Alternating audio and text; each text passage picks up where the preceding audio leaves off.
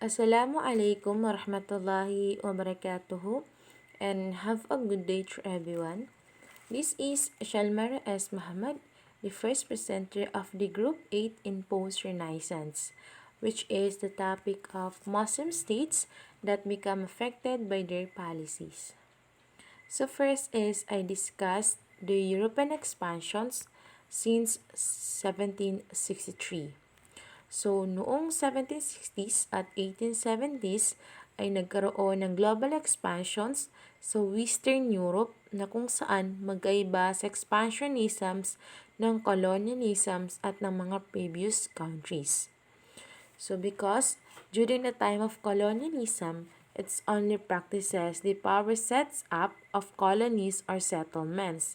And also, they are focusing on the political and economic benefits of the colonizing country. So, ibig sabihin, ang colonialisms is nakafocus lang ito through the practices of the power set up of the colonies or settlements, and also through political and economic benefits ng kanilang bansa. And because of the European expansions, doon na rin nagsimula ang pag-usbong ng industrial revolutions. So, ano ba yung tinatawag na industrial revolutions? So, ang industrial revolutions ay isa itong transitions ng mga makabagong manufacturing processes sa Europe at United States noong 1760, 1820 at 1840. So, doon nagsimula yung industrial revolutions. At dahil na rin sa pag-usbong ng industrial revolutions, dito rin nagsimula ang pagkakaroon ng trade o yung pakikipagkalakalan sa ibang bansa o yung tinatawag nilang import at exports of the native products.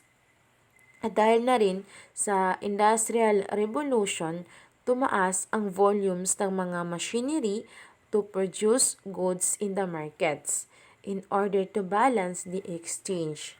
So, ilan sa mga produkto nito ay ang mga spices, sugar, wheat, tea, coffee, cocoa, meat, and butter. So, ang demand for goods to produce in colonial areas ay tinatawag nilang compositions. Samantala, ang demand for raw materials ay tinatawag nilang concomitant. So, ilan sa mga demand for raw materials ay ang vegetables oils, jute, and these stuffs.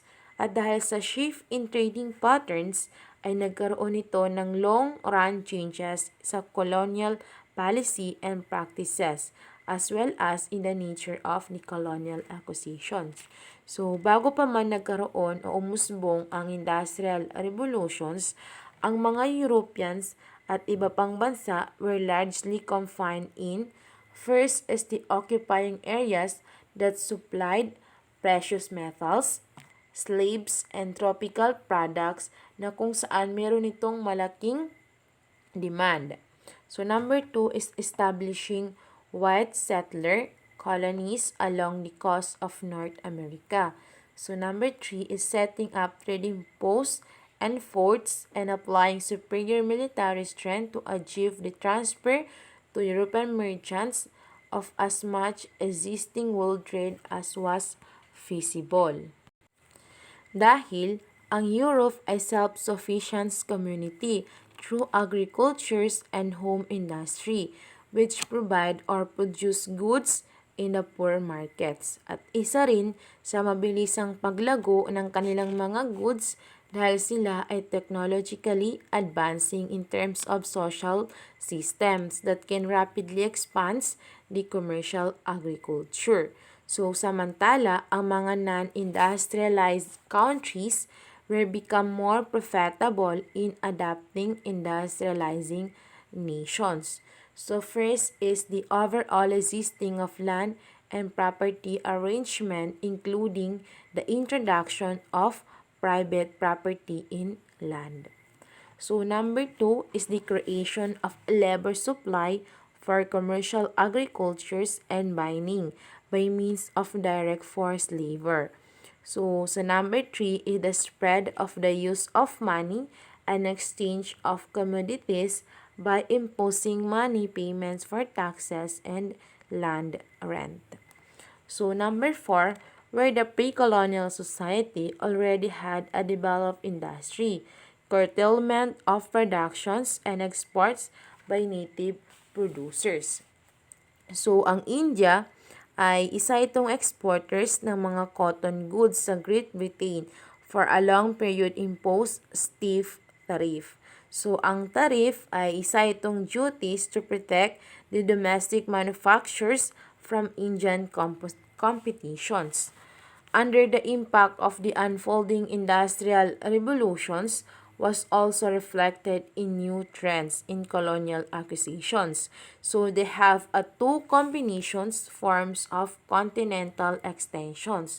So first is the removal of the indigenous peoples by killing them off or forcing them into specially reserved areas. So number 2 is the conquest of the indigenous peoples and the transformations of their existing societies to suit the changing needs of the more powerful military. So yun yung dalawang combinations of forms of continental extensions.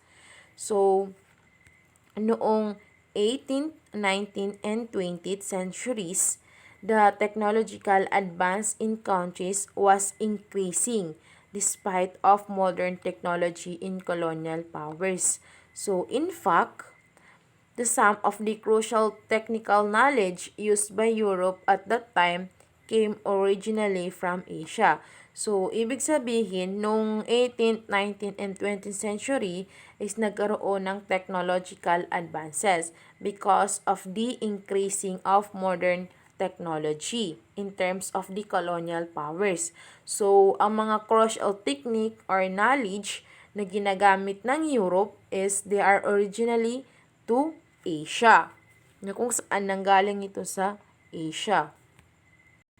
So, moreover, it emphasizes that expansion's policies and practices, while far from haphazards, will rarely the results of long-range and integrated planning. So, ibig sabihin, yung mga expansions policies and practices ay hindi ito nagiging hazards kung saan ito ay nag-result ng long-run changes in terms of integrated planning. So, the continuations of this topic we will be discussed by the next reporter. So, thank you so much for the time to watch my presentation. So, if you have any questions, clarifications about my reports, you are open to ask me.